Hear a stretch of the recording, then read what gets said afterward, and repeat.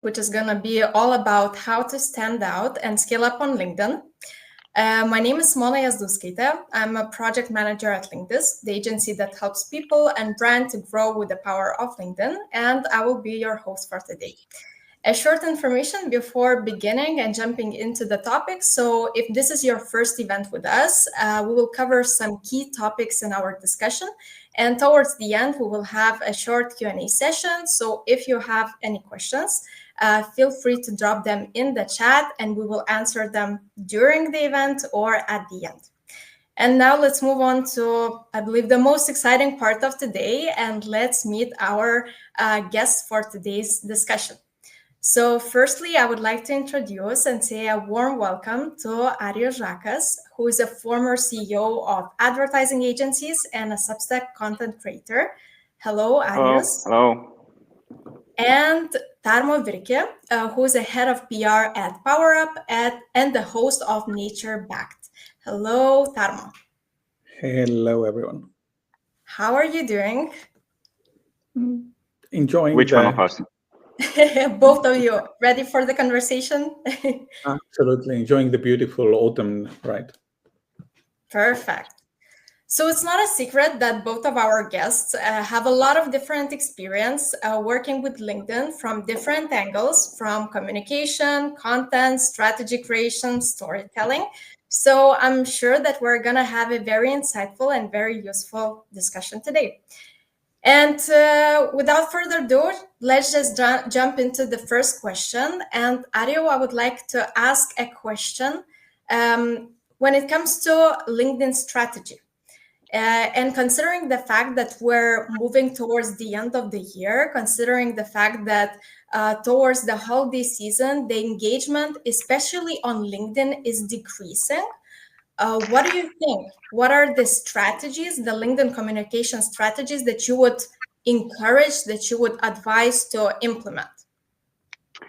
Maybe I will start from a bit different angle. I think that, first of all, the biggest issue with the LinkedIn for today is that most of the people, most of the brands, most of everyone who is communicating, they have a problem that they are creating strategy for information which is irrelevant, or for information which is just not interesting and not important. And they're creating the strategy to make not interesting information interesting.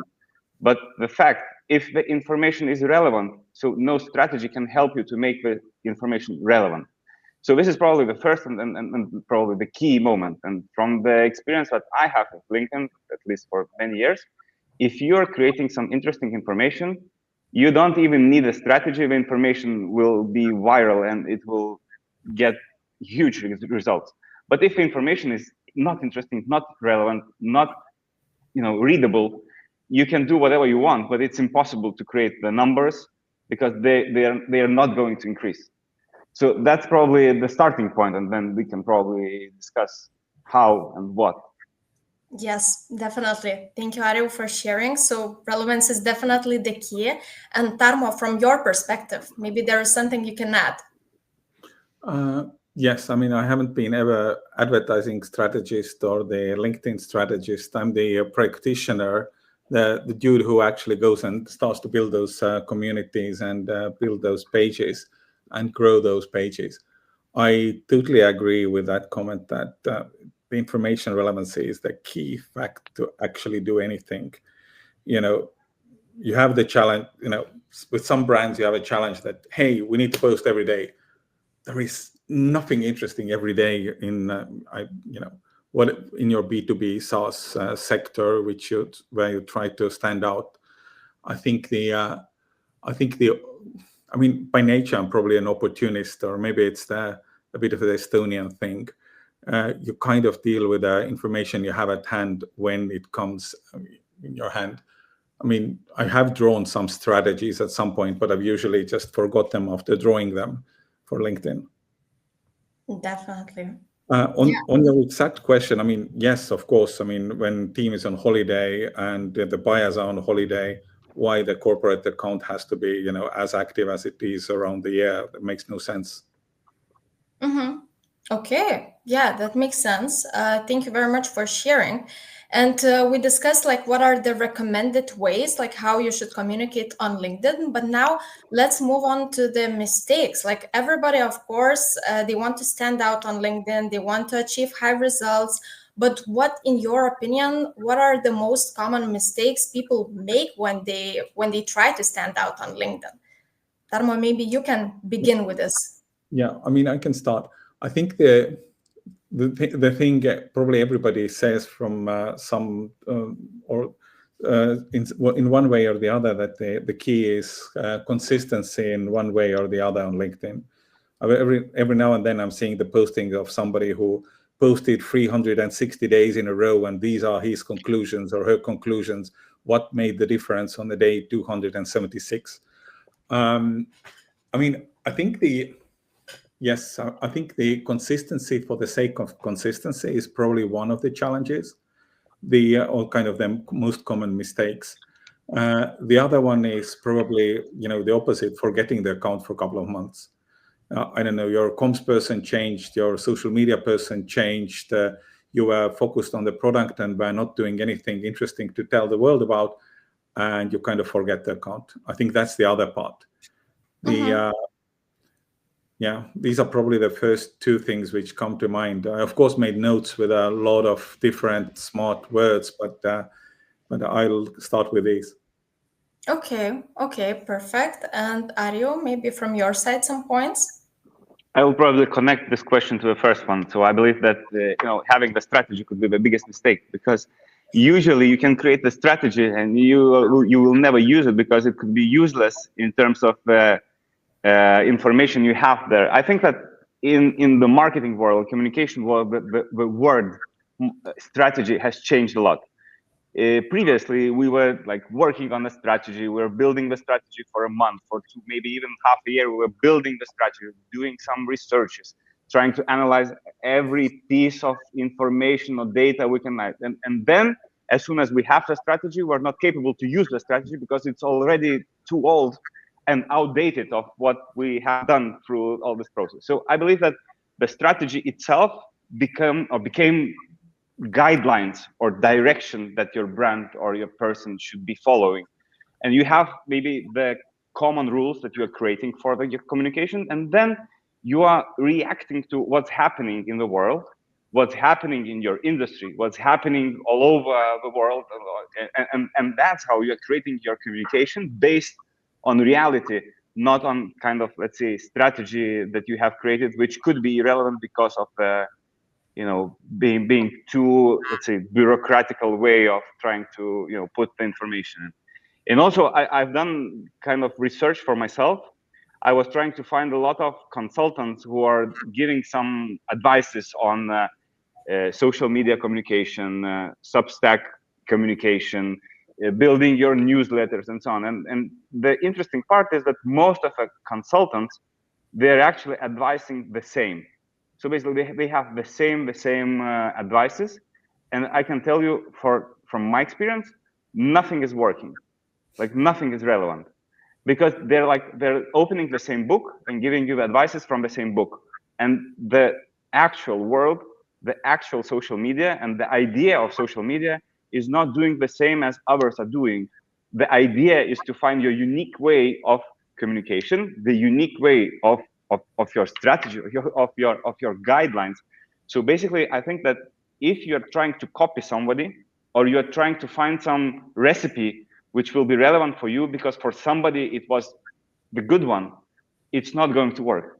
So that's like the bad news, it's not going to work. The good news is that everyone and every brand should find a way, the unique way of communication, and this is the only possible success which could come if you're going to try a lot of different options, a lot of different angles, a lot of different words, a lot of different hooks, a lot of different possibilities on social media, and that's how you will definitely find your way. So just from my experience, the standard advices that I have been reading, and I was trying to actually implement them, they are not working 100%. And the things that I'm experimenting, they usually find a way, not necessarily every time, but they have much higher possibility that it will actually work. I think continuing on that comment, Mhm. I think that the humans have much better chance to, actually reaching wider audiences than the machines in general. I think the most common mistake people are doing in October 2025 is probably going to AI and asking that I'm making this company, could you please create me the LinkedIn strategy, and then start to create me standout LinkedIn posts. I think that's probably the most common mistake people are doing today. And still, Yes. probably AI and all the AI tools could be very helpful in terms of helping you to think, helping you to, to try to use all the information which is possible, to give you some maybe ideas or some maybe start like the starting point of your communication. But I don't want to sound as a person who doesn't use AI or said no, I'm not using bad. at all. Yeah. So I'm the person who is using AI on a daily basis. But I don't believe that AI at the moment is capable of doing everything, because AI is just taking the information, copying something, and they're giving the standard possibilities, the standard information. Yes, I mean, I think AI came to my mind really from your answer of those consultants, that in 2025, does anyone actually go to the consultants anymore? I thought they all go to the AI and ask for that strategy, which is the same. Yeah, but that's really a nice point that you brought, that we're all searching for some kind of secret recipe, for some kind of secret strategy that will help us to strive on LinkedIn and win everybody's attention. But actually that we can lose our own authenticity, which is basically like the main thing, how we can be different on LinkedIn and how we can actually attract attention. Right. But coming back to this point, like, do you still believe that some kind of, at least as Arijus mentioned, some kind of initial like guidance is still important when it comes to what kind of content you need to post, like how often you should post, or you should stay like really authentic to yourself, to your own communication tone of voice? I think in general, some kind of line is, of course, needed. I don't know, is that kind of meeting with 8 different consultants, but at least having something drawn down, where do you want to go or what you want to reach, and, to stick to some kind of voice. Of course, if you have a company of 1,000 people, maybe your, uniqueness is in having 1,000 voices. I mean, it really depends on you, but maybe you should have that 1,000 voices written down, because tomorrow somebody else might be doing the LinkedIn of the company. Yeah. Okay. Thank you. And when it comes to your uniqueness, authenticity, we all know that like AI tools are like getting back, very like changing frequently. What are your main tips, like how you can really find your authentic way of how to communicate? From my side, just not giving it all to them. That's the key thing, I think. As you were saying, Arijus, that using them as tools, not and being a human on top of it, not the other way around. Okay, thank you. Nario, maybe some thoughts from your side when it comes to this topic? I think that I have some probably difficulties, but not with LinkedIn itself, but with social media and the infrastructure of different social media channels. I believe that previously we had a complete understanding of what is Google for, what is YouTube for, what is Facebook, Instagram, LinkedIn, Substack, whatever for, right? Right now, it's hard to say what exactly LinkedIn is for, because usually I used to think that LinkedIn is for professionals who have something valuable to share, and they have something, let's say, unique and authentic to teach, to educate, to whatever. Right now, I can see so many irrelevant posts from people and from brands that sometimes I even doubt if I'm actually on LinkedIn or am I on Facebook right now, because both of them are blue. So if you don't see the name on top, it could be difficult to understand, because you can see like pictures of kittens. You can see some absolutely irrelevant information. You can see like people are posting their photos from hospital, like feeling sick and saying that this changed my professional way. And like, what the fuck, guys? I mean, actually, like, this is not the network like was created for. I mean, it is still, we have some kind of, for example, today I was posting about that education on social media is probably the most boring thing that you can find, because all the researchers say that people are not searching for education, and if they are, they're searching for specific information, going to specific websites or reading some specific literature, but they're not going on Facebook, LinkedIn, or whatever just to be educated. So the question is, why do brands educate people who don't need education in a way? And we have a discussion on my post, but maybe we're still going for some kind of relevant information. But there is a phrase, for example, do you know that? And then you're telling something that the person should probably haven't knew before, right? But could we remember actually how many times before we were actually interested in what's going later on after did you know that something? So usually it's some irrelevant information, which is probably irrelevant even for a person or for a brand who was posting it, but we're still trying to hook somehow to the irrelevant information. So I'm still coming back. Sorry for 15 minutes of coming back to the same idea.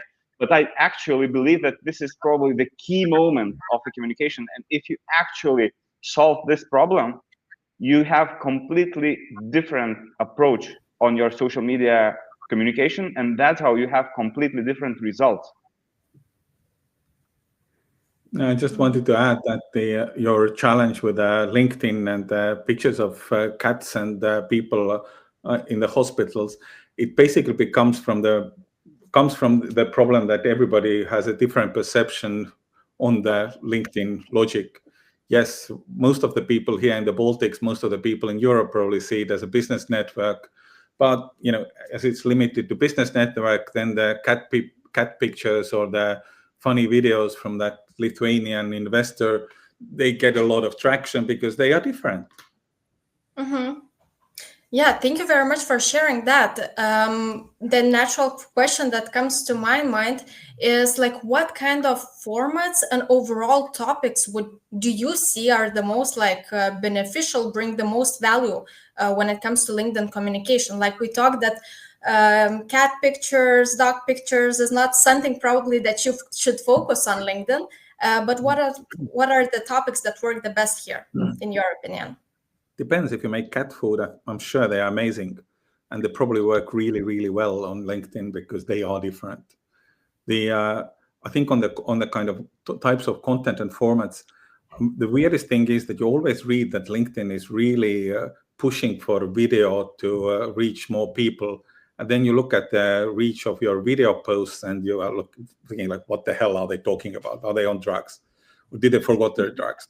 Because I mean, I don't see this video push in the kind of logical results, at least. Mm-hmm. So that's true. Yeah, for me, classically, the post with a picture and a narrative, which is actually making sense and having some kind of hook in the beginning for people to click and open what the hell is the story. That's traveling the best, and having a human approach and a human touch in there. Mm-hmm. That's really nice what you shared, that chasing trends just because of it's a trend and it's supposed to perform well. It's not something that would work at least in the long term for sure. And Arijus, maybe some thoughts from your side that you can add on this topic. Okay, I'll stay consistent. So I will continue my hate speech on everything that I had before. Okay, but I think that most of the brands are searching for one recipe, which would be relevant for all of them. So I think that here we have two problems. One problem, there is no one recipe which could be relevant to everyone. And if there would be a recipe, nobody is going to share the recipe because it is successful. So basically, that's probably the problem, that people are still, instead of trying themselves, instead of experimenting, instead of trying to find their unique way, they're still trying to make something that somebody has done before. And they're so surprised then something that was working for a different brand is not working for them. And probably from experience from marketing and advertising part, I believe that I had a lot of situations where clients were coming back and saying, you know, last year we had a very successful campaign. Let's make the second, like the second one as a continuation of the first one. And usually you're saying this is not a very good idea because the context for that campaign was, you know, blah, blah, blah. And now the context has changed, everything has changed, and you know, we are not going to be successful. But brands usually say that, you know, if we were successful last year, what could happen or what could go wrong? And they're trying to, you know, to make the same campaign, just a bit different twist or different angle. And most of the times the campaigns are not successful. And the point is that probably if you have been successful once, there are no guarantees that it will be successful second or third time.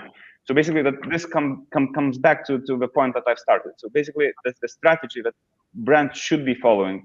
They have to find themselves, to find their communication, to find their marketing, to find their solutions, to find their strategy, direction, whatever. And the way of doing so is trying, experimenting, and not being afraid of making mistakes. Because probably the biggest mistake is not trying. And I don't want to sound as a, you know, consultant who is just giving, you know, so emotional speeches, but this is actually very, very pragmatic. You have to try everything and you will see what works. And then you are doing the things that work and you're still experimenting and finding a way which works most. And as soon as you have the answer, you are building your communication on the things that actually work for your brand, for your industry, for everything what you're going to do. All right. Thank you. Yeah, so basically just like concluding, no golden rules. You have to try yourself, experiment and see what works the best. Completely makes sense. And when we talk further on about the content creation and coming back to the AI tool topics, we see like many different visuals, many different copies that were created using some kind of different AI tools.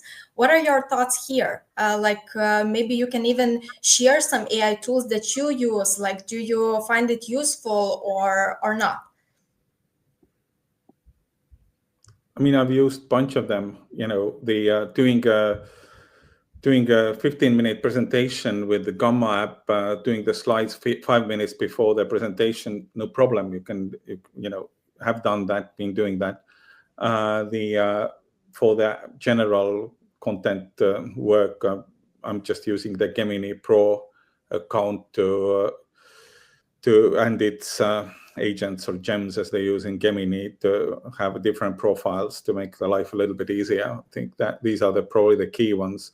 I mean, Canva has some nice AI features these days. I've used those. I have played around with the videos, but so far, no, nothing usable out of those yet. All right. Yeah, and Arijus, maybe you can share some of your favorites.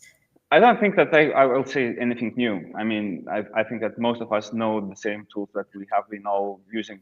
I think, but again, maybe to still stay consistent, I believe that we are at the moment when we're like most of us using AI tools more like for fun than to actually make them work.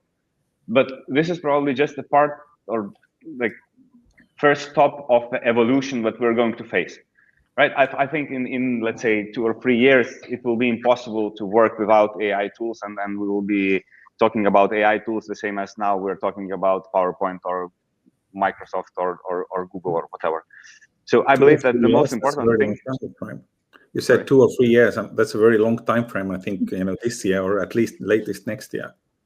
I don't think people will be so quick in terms of you know, trying to use everything, but you know, it's not the deal breaker. If you're saying this year I'm good, or in a year I'm fine. But my point is that I think that the most important part is to understand how you actually can, you know, make your work done by AI, and how you actually can make your life easier. And this is not about, you know, just using different AI tools because they exist, but this is about evaluating your work, which could be done by AI. I'm talking to different people who are, let's say, AI evangelists, or like giving the speeches or helping companies to build their AI presence and so on. And I think that we all get to the same point, that most of the people, they understand that AI exists.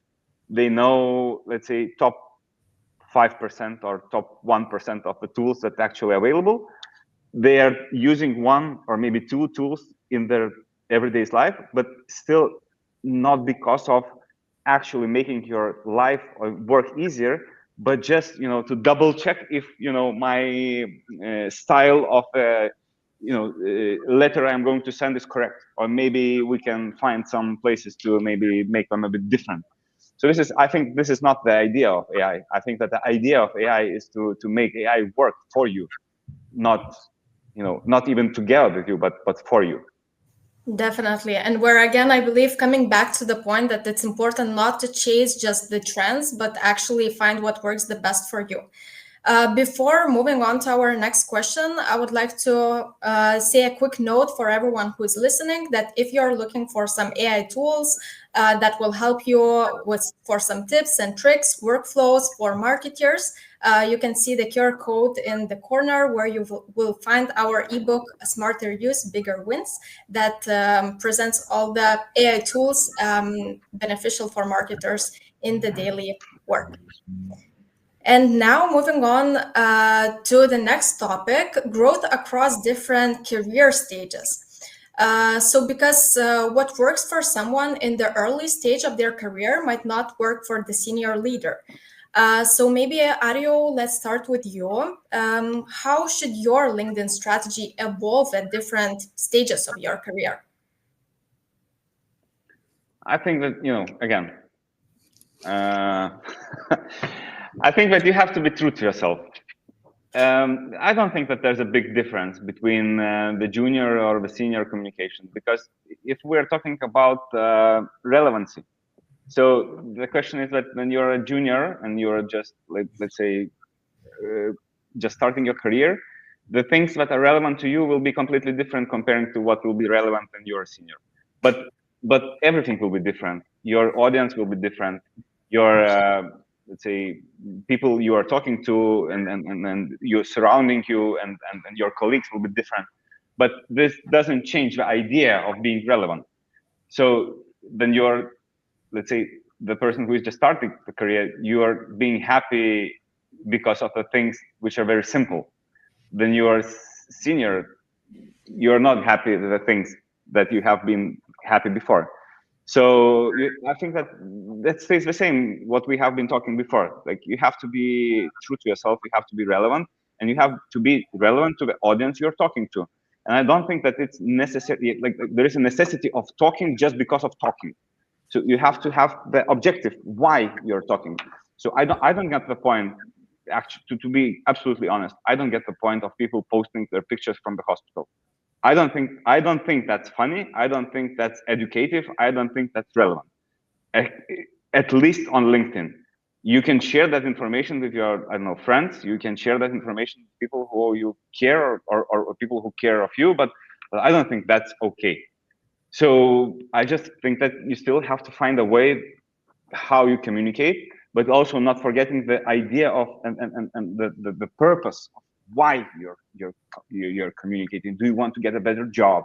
Do you want to build your, I don't know, audience that you are going to talk to and you're going to educate them? Like, what's the point? I'm always asking, what's the point? And always when you're starting the communication with the client, the first question goes like, what is the purpose of your communication? What do you want to achieve? What will be the success that we're going to evaluate somehow? What are the KPIs that we're going to track? And only when you have the answers, you can start thinking about what the communication is going to be. But so I don't think that the difference is based on your seniority level. I think that it's more about the objectives that you have in the area that you are in. Okay, thank you. So most important is sticking to yourself and having the real objectives. Why are you communicating, right? Tarmo, maybe there is something you would like to add here. Yeah, I think the key point is the why. I think it's more interesting actually how the LinkedIn strategy evolves for companies than for humans. I think the whole narrative that in a junior level you might need to grow your network to find new job leads or something like that. But on a company level, it's the why becomes even more interesting because working for a startup, it could be that your why is to find investors, to be relevant for investors in a new niche to refocus your content for new markets, or it could be that you need to find new clients in a new industry. Then you refocus your efforts to be visible in that segment. I think that's a little bit more interesting for me than kind of your personal LinkedIn strategy. For me personally, early days, LinkedIn was the phone book. I wasn't very active on any other social media, so I used LinkedIn to kind of put those connections instead of, we used to have business cards on paper, you remember? I started to use LinkedIn for that purpose in early days. Also, maybe to add a little bit, I think that recruiters, they always check the LinkedIn account. So it's important to make the account look good. I mean, look good is very unique for everyone, like depending on what you want people to find about yourself. But basically, I think that then you're having like your empty LinkedIn account. I don't think that's a good idea. I think that you should prepare your LinkedIn at the moment when you are starting to search for a job or for applying to different companies. I think that you have to expect that recruiters, HR people are going to visit your LinkedIn account, and they have to find something what could make relevance to think about you as a possible candidate to join the team. All right. Yeah, thank you for sharing that. And now we talked a little bit like more about theoretical part, about all the strategies to have them, not to have them, but I would like to go more deeper into the practice. And I would like to ask you, maybe Tarmo, let's begin with you.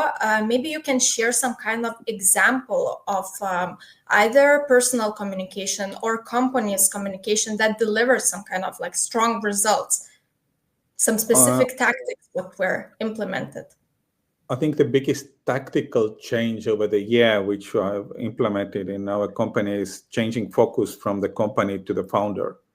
So, I think every single, probably LinkedIn advisory book kind of advises you to do something like that.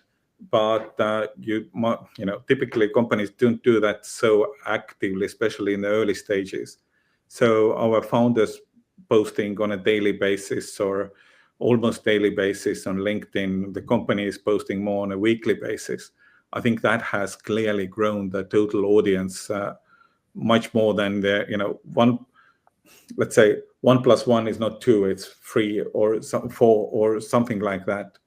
On a kind of single recent post, the most surprising traction we got from the founders post was where the post was actually about the industry logic, talking about China and India. And we are not really, we don't have really any business in either of the countries. And it didn't tag too many people. The only thing it had a picture of the founder somewhere in China a couple of years ago when he visited it. And it got, 5 to 10-fold more traction than an average the posts are getting. So I was like, maybe we should become an industry outlet and not talk about us at all, only about China. At the same time, of course, in hydrogen technology, a lot happens in China. It's kind of on a global scale, the massive player in the sector. So it kind of makes sense, but it was quite surprising to me personally. Okay, yeah, and I really would like to come back again to your point when you mentioned the founders and communication of the founders, that I believe we're talking again about the relevance, that we can really like connect with probably personal accounts a little bit more than we can with companies' accounts. So that really makes sense. I would say a lot more. Definitely. Yeah. And Arijus, maybe you can add something here. Some inspiring examples, what you have noticed on LinkedIn. For me, it's very difficult to comment about different campaigns because I don't have the actual results. I can see, I can say that it was beautiful or not, or, did I like it or not, but it's not about the results. And, this is probably the biggest difference, what Tarmo was telling, because he was telling the story about their company and, then the results, it's easier to understand. And from marketing perspective, I was always through all my career, I was trying to, trying not to comment on the things that I don't see the full picture. So it's very difficult in that way. But even if we have any like amazing results, as we were talking before, if somebody is successful in some kind of different communication, it's not a guarantee that somebody else is going to copy that and they will have the same results or even close results. Yeah, and maybe from your personal example, we know that you are active on LinkedIn, so maybe you have noticed, you can share some kind of story what worked for you. Yeah, I can tell you, I was the most successful post that I have during probably last few, like couple of years, was when I was reviewing the OnlyFans. So, you know, but as I mentioned before, if a topic is interesting, if a topic is relevant, it works. It doesn't matter what are you going to tell about that. So basically, you know, I had quite a funny situation when I told my wife that I'm going to register on OnlyFans and I'm going to research for, you know, let's say research purposes, and I'm going to subscribe to some different accounts and trying to understand what they're doing there. And then after 2 or 3 weeks, I've made quite a big article about what I found, and I was trying to, you know, trying not to talk a lot about the models or, you know, influencers or on OnlyFans, but I was trying to talk about the platform and the solutions that they have inside. And it's to be like to be serious at the moment.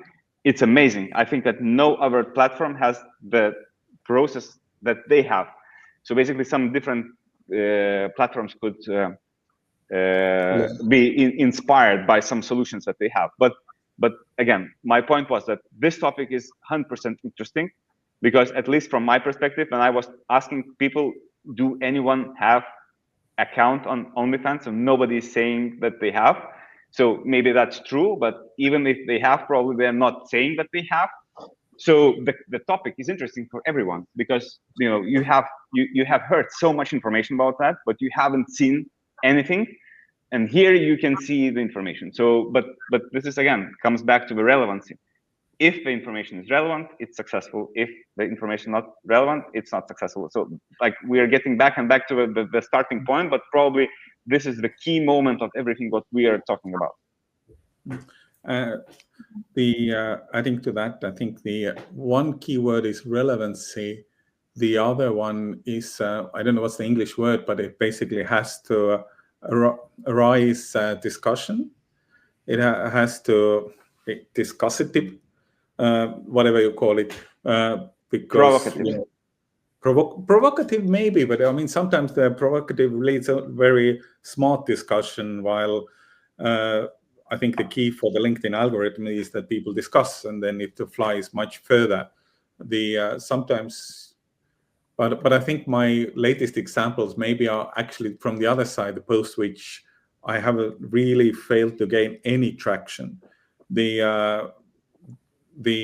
After having a 2-week break and posting something relevant for me that day, no traction whatsoever. The podcast post which I make from my personal account always get more traction than which I post from the podcast page on LinkedIn, but not always. Sometimes, you know, the post from Tarmo's account gets less traction than the podcast page post where there's just 200 followers. So I don't have the secret sauce to share here on this discussion. All right, but these were very valuable points. The question that comes from me personally is, we talked a little bit, Tarjo, about your example, about the successful post that you shared. I just want to ask, like, if there is some kind of advice, again, from your side, how we can balance this, like sticking to the formality of a LinkedIn platform. And sometimes, as we talked at the beginning of the conversation, that people tend to share some kind of sensible topics, maybe some kind of personal topics, just to grab the attention of the audience. So how we can balance this, the formality and catching the attention? And continuing that question, if you would be posting for 1 month every day about OnlyFans, do you think the traction would be the same? I was posting 3 times per, let's say, 10 days period. And every post was more and more successful. So it was quite strange in a way. But also, I'm not a big fan of formalities. I think that it's not about the formalities. It's maybe more about that every brand should has its own voice, and it's important to understand the voice that you're having, and also it's important to understand the audience you're speaking to. So sometimes if you're very, let's say, conservative brand and your tone of voice is very conservative, you will stick to formalities because this is the way you're communicating. And also if you're still relevant to the information you're sharing, you can be successful even if you are very, very conservative. But if your brand is, let's say, not conservative, it's very liberal, very open-minded, so probably the formalities are also not very important and not very relevant. But again, I'm not the fan of some very, let's say, bureaucratical questions in a way of communication. I'm maybe more the fan of having a consistency of structure, let's say. So you should have a tone of voice. You should understand your audience. You should understand what you're doing and why you're doing, and you should have the answers for all these questions. And then you're starting to experiment, and then you're starting to understand what works and what's not. And also, for example, I was trying different angles or different kinds of hooks which could work and not. I was going to a personal direction, to things that could be in common with a lot of people, and I can say that the same. I can't say that the hooks worked itself. I think that the topic that I was speaking about was the best-selling part. So even if you're having interesting topic or like you are talking about, and your hook is not so good, but it still works. And it doesn't work another way if you have very good hook, but your topic is not interesting. So basically, the relevancy is still the king. Mm. All right. Tarmo, anything you want to add before moving on? I can't argue with a relevancy comment. Mm-hmm. You argue? Sorry. I can't really argue. I think that makes all the sense in the world, of course. Okay. Okay, so let's move on to one of our final questions. And if someone is like starting their LinkedIn communication from scratch, from beginning, is there like one, let's say, advice or a couple of advices that you can give where they should focus on, where they should put all their energy first? I would say probably consistency and learning. You just have to start and do it and learn from what works for you. I think that's probably the kind of key advice if you start from, I don't know, new company page from zero, or maybe a dead company page. I mean, dead by that nobody has done anything for it for a long time. I think that's probably the key, that you actually try and learn on a regular basis, not focus on 2 months of strategy development with consultants or with AI, and then doing it once and failing and forgetting about it. Yeah, really love this point. We discussed at the beginning that it's important not to be afraid to fail. That's natural to make some mistakes. We need to. I mean, in a way, no one notices. Yeah. So Mm-hmm. My advice would be not to listen to any advices. I mean, that works across everything. I mean, I think that's key for entrepreneurship, right? Yeah, but getting a bit back to the point that I was telling the story, that I was trying some different things from different advisors, and you can say AI as well, because AI uses the same advices as like consultants or advisors. So basically, then you're trying to copy something, and when something is not working, you're lost. And you usually don't have a plan B, because your plan B is to listen to another advices and then to use them and work on them as the same as you were doing in the first place. Mm-hmm. So I believe that the most important is just to post and to think and to analyze, to understand what was interesting and not, what was relevant or not, what were the reactions of the audience. Did you get any traction or not? The thing that actually works for me is collaborations with our creators. it always works. It always works very well. And also, it's not good not only for the algorithm, but also for, let's say, making the understanding that you're not fake and that you're actually real, and you have your position, and you have people who agree or disagree with you, but you have a discussion. So basically, I think that it makes much more human. In cooperations, I love that a lot, and I'm trying to cooperate and have some collaborations with other creators, which I think makes a lot of sense. Okay, yeah, great point that you brought up. Thank you for that. And now, since we have 15 minutes left, I would like to encourage the audience to write your questions in the chat. I can already see the first question coming up, but please feel free to write these questions, and we will ask our participants, the speakers of today. But the first question that we have, it's a little bit like coming back to the beginning when we discussed about LinkedIn in comparison to other platforms. So a question is, can it be that companies just started to use LinkedIn as Instagram? I think that I covered that question a bit, then saying that the infrastructure of social media is a bit complicated right now. I think that the part that LinkedIn has tried was the stories format, but it's not active anymore. So the experiment, like at least they tried. Thanks God they killed.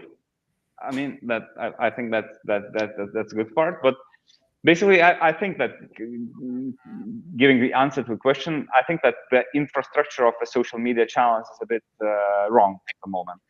And I believe that you have to think a lot about the stuff that you are communicating on different channels and to make them work. And to have one direction and different angles on different channels, and also thinking about the differences of your audience and why you should use so many channels or you don't.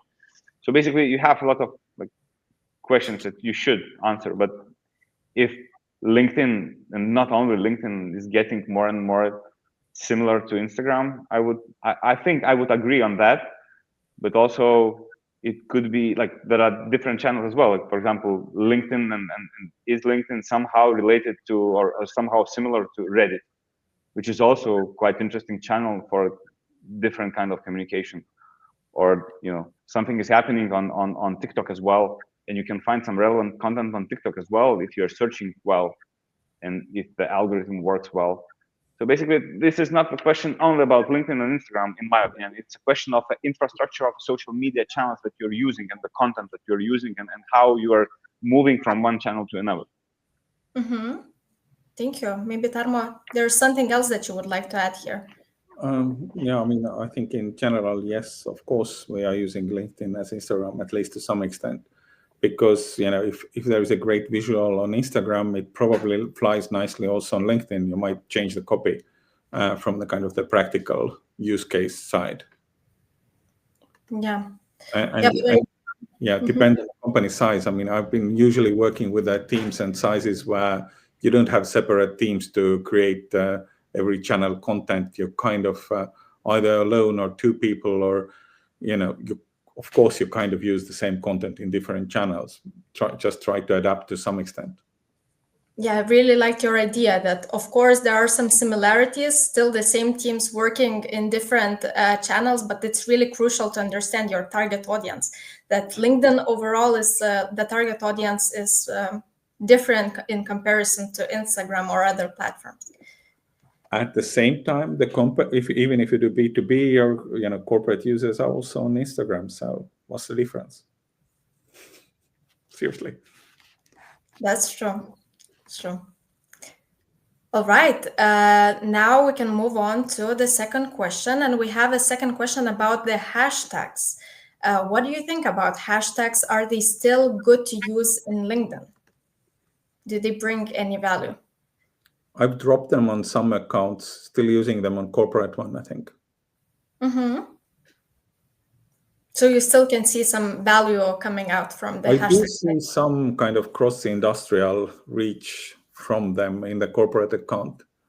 I've dropped them from personal ones. Ario, maybe you would like to add something? Yeah, I don't think about hashtags a lot. I believe that like the idea of hashtags were lost many years ago. I think that the idea of hashtags was to categorize the topics, and that's how to make the search easier. I don't think that works. It doesn't work on LinkedIn, or maybe not anymore. It is not that successful on our channels as well. So I don't think that hashtags are very relevant in terms of categorization of the content. I think that it's more like useful in a way that they make the text bold. That's how you can make, headlines, kind of headlines in your text if you have quite a lot of symbols on your like written information. Yeah, thank you for sharing that, because we still can see some of the posts that have like 10, 20 different hashtags, because they used to be like quite beneficial some time ago, but now, yeah, definitely an advice at least not to overcrowd your post with different hashtags. And you still see the posts which have 20 hashtags on bottom and also 20 loosely related people tagged. Yeah, and probably somebody from those who have seen that post think that what a good idea, probably it works. And then they start to post 21 hashtags, and then somebody is going to post 22 hashtags, and that, the circle goes on and goes on. Yeah, so we're definitely coming back to the point that the relevancy, understanding your target audience is more important than putting hashtags or tagging random people in the post. Mm-hmm. All right. Before we're ending this conversation, today's session, maybe there is one last point from your side that you would like to mention, maybe encourage LinkedIn users, some kind of last advice, what you would like to say. I mean, as we're talking about LinkedIn, connect on LinkedIn with the speakers, right? Yeah.